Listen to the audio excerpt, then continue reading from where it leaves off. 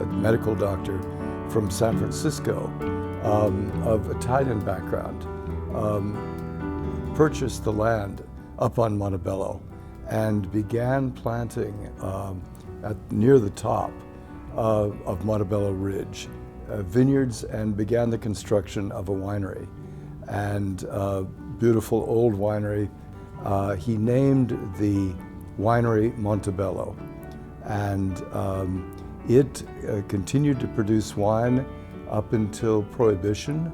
His nephew reopened it in 1933 and continued there until the late 30s.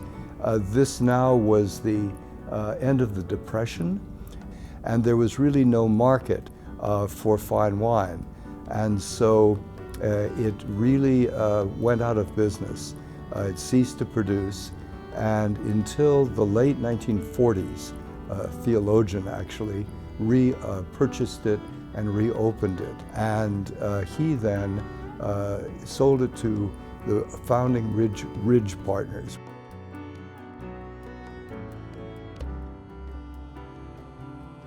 I was reading the European novels in translation. I was reading Hemingway, the American author, and all of them talked about wine as being a part of everyday life.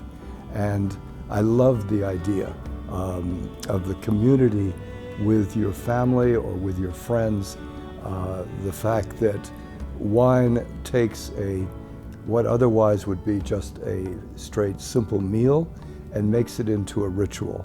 And that idea really intrigued me, and was what made me desire to be involved in winemaking. And so I finally had realized that by visiting France, for example, that the great wines at, say, Chateau Latour had been made by a man that he had not really finished secondary school, and yet he had made some of the great vintages of Chateau Latour, the 45 through the 49, and the 53 and 59. And so I realized I could do the same thing, to make wine without having to have a degree in enology. I was down in Chile in South America 10 years later, running a small three-man foundation working in community development and nutrition, and realized that we wanted to get off the payroll, that I could perhaps make wine in Chile.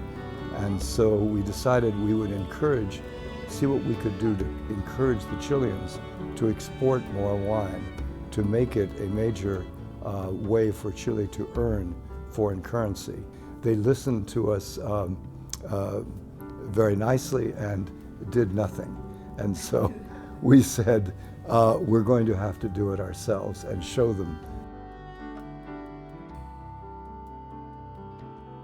Having gone to Stanford, I gave a lecture to a group of Stanford people about Chilean wine.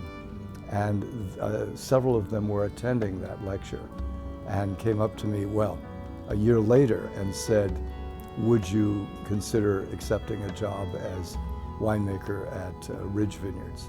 And so in '69, that would have been in '68, '69, I accepted the job. These men simply did not get in the way, and the wine made itself by what you might call the natural process that had been making wine for thousands of years. And they had come up with something of absolutely superb quality. And so I said, they have a vineyard that is capable of producing very great wines. And I like them personally, and they have this marvelous vineyard. I will join them.